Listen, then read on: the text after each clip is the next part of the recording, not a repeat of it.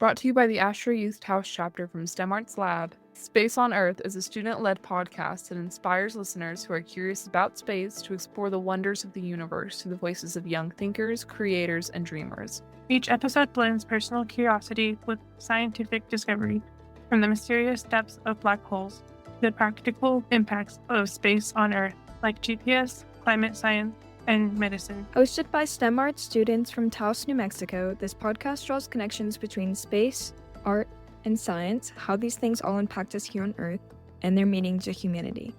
You'll hear raw, insightful conversations about topics like light pollution, the overview effect, lunar exploration, and the societal impact of the space race. Whether you're into exoplanets, dark energy, or just stargazing from your backyard, Space on Earth makes space personal, accessible, and inspiring. We believe that space isn't just for astronauts and scientists, it's for everyone. Join us on this adventure as we explore the cosmos from Earth, one story at a time. Special thanks to the Lore Foundation for helping launch this podcast. Welcome, everyone. Today we have another episode of Space on Earth. My name's Shaylee. I'm Taylor. I'm Tulsi. And I'm Wyatt. And today we'll be talking about some of the different constellations, what they are, some of the myths and stories around them, touch a little on the dark skies at Taos, and what makes it so special, and why all these constellations still matter. Taylor, could you go ahead and give our viewers just a little overview on what constellations are?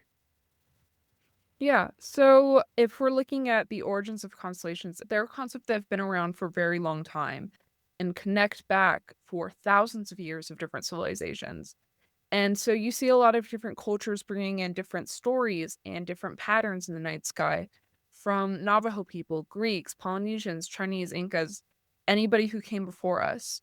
And this had a few different reasons. So part of it was spiritual and talking about what stories are in their mythology, how does that connect to what they're seeing in the night sky.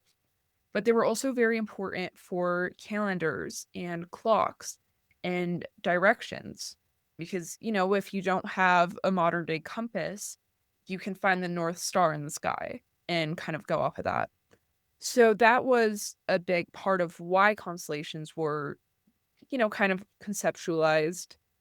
And really, you can look up at the night sky and take note of what constellations are up there. And from that, you can know what time of year it is, what season it is, which is helpful for especially farming. When we talk about context as more recently, so modern astronomy, we are still using those old constellations that came way, way, way before us.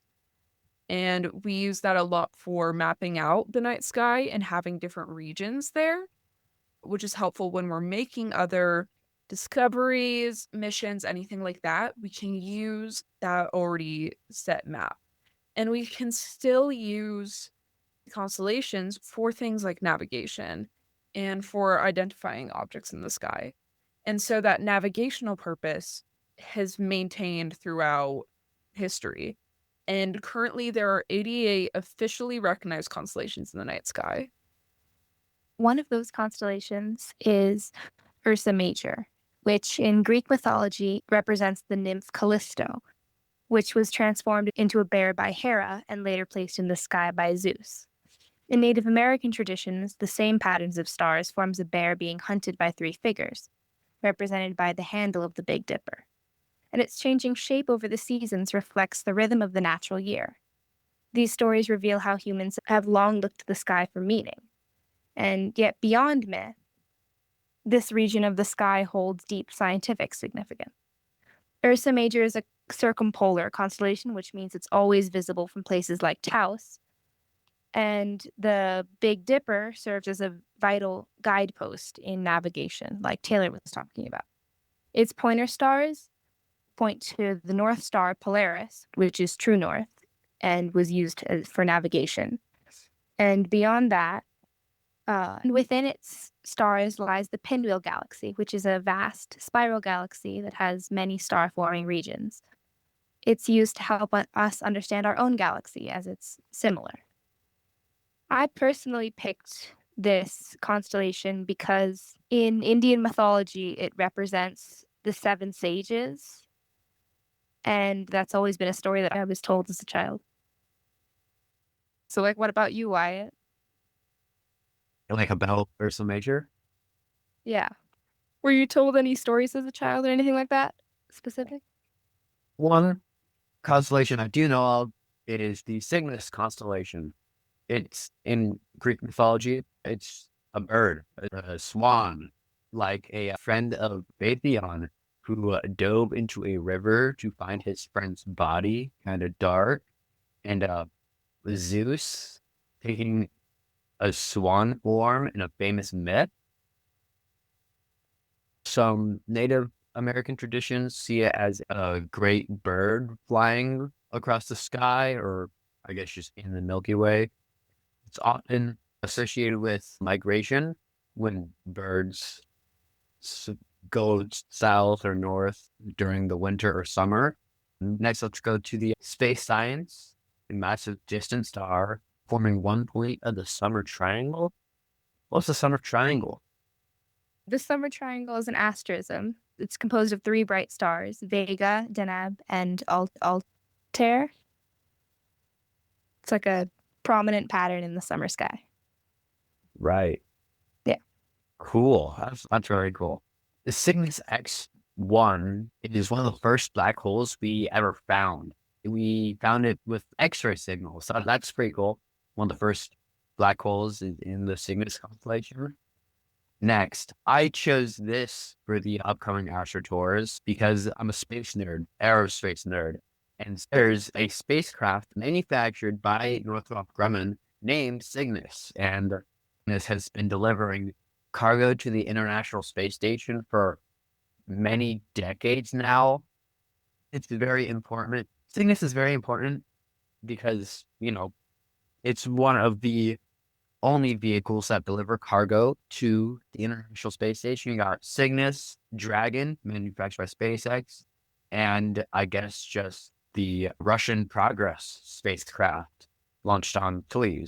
This is launched on the rocket, but they have recently shut down launches to build their new version 3 vehicle, which I think might be flying this year, hopefully, but most likely early next year. They're actually working with Firefly Aerospace, if I'm not mistaken. And yeah, they're going to partner with Firefly to make the first stage. And Firefly recently landed on the moon. Really cool. What was it? Blue Alpha? Blue Moon? No, Blue Moon is Blue Origin. What is it? Firefly Alpha is their rocket, but Blue Ghost, there you go. Yeah, Blue Ghost is the Firefly's firefighter landed on the moon. That's cool. I'm so off track. This stuff is really awesome. Yeah, Cygnus can also fly on the SpaceX Falcon 9. They've worked with SpaceX to launch like 3 times now on the Falcon 9.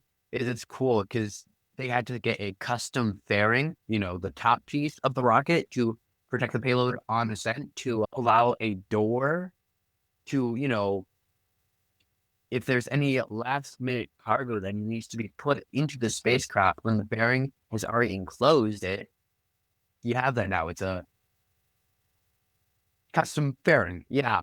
And also recently, the next Cygnus for the next launch actually got damaged during transport. So we aren't going to have another Cygnus go up to the station in a while. I don't think it's going to launch a Falcon 9 anymore. They're just going to wait for their new Anitrix vehicle. But yeah, I don't know. I like rockets. I like spacecraft. And when I hear the word Cygnus, I don't think of the constellation. I think of the Cygnus spacecraft. Anyways, next, Shaylee, do you want to talk about Taos here in New Mexico and what the skies are like in Taos? Yeah, since we're on the topic of looking at the constellations, Taos is such a great place to just look up at the sky and see all the different constellations. Because Taos is such high in elevation and there's such a small population, there's a lot less pollution up in the air and it makes for perfect conditions for stargazing. So When you're here in Taos, the skies are often very clear and you can see the Milky Way with the naked eye. Specifically where I'm at in Taos Pueblo, there is such a bright sky, especially at night. I remember a couple days ago, me and my brother, we were looking up and we were actually able to see the same constellation that you were talking about, Tulsi, Ursa Major. And I was able to point out the different stars within the constellation, as well as the Big Dipper, which is one of the asterisms within Ursa Major. Taos Pueblo, as well as other indigenous cultures, have long valued the stars for different spiritual and practical reasons. And so I think that's one of the reasons why I like the Taos sky so much, because it has a cultural connection to me. Taylor, do you have any memories to share of camping or stargazing? Well, yeah, so I grew up in Taos, and so I was seeing that, there's amazing clear night sky for my entire life, and it's something I'm very grateful for. And, like you were saying, for cultural reasons, constellations, they're more than just patterns in the sky. And they really still do matter and hold this meaning to us, thousands of years later, because of, just first of all, just the sight of seeing constellations and seeing a night sky is so beautiful and it's so unlike anything else. And it also connects us, those stories, they connect us back to where we are, the people who were there before us, any like mythology or history there. And so to me, I think it creates this really cool sense of oneness throughout time as a species, of looking into the sky and telling these stories. And, even if it's for navigation purposes, we still have that.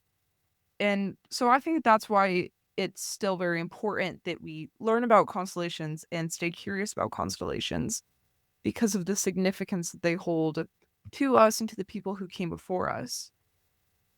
And it really is, it's a oneness thing where no matter where you're from, where you live, at any point, like in the night, you can look up and you'll see constellations that people have seen before you and people will see after you. And I think that that holds a lot of significance. So I think that that's all we have for you guys today about constellations. Shaylee, do you want to wrap us up a bit? Yeah, it was wonderful talking to you guys about constellations. Just to recap, we were able to talk and mention just what constellations are, a little overview on it. We are able to talk about Ursa Major and Cygnus particularly, and as well as Taos, which is a great place to just look at the stars and see all the different constellations. For all of our viewers, I would heavily encourage you to just try and find Ursa Major or Cygnus in the sky this week. Try and look up at the sky and see what you can find. Also, you could just do something simple, like turn off unnecessary outdoor lights. It would make your stargazing so much easier. Tulsi, Wyatt, do you guys have anything else to say? For any of you listeners who are in Taos or around the area, we highly encourage you guys to come to our STEMarts AstroTour, which is on the 12th of July at 8:30. It'll be awesome. We'll be there to talk to you guys about space, answer any questions you might have, and we'll be happy to see you guys there. For more information, check the link in the description, and hopefully we'll see you guys there. I'm Taylor. I'm Shaylee. I'm Tulsi. And I'm Wyatt. And we'll see you guys next time. Thank you. Thank you so much. Bye.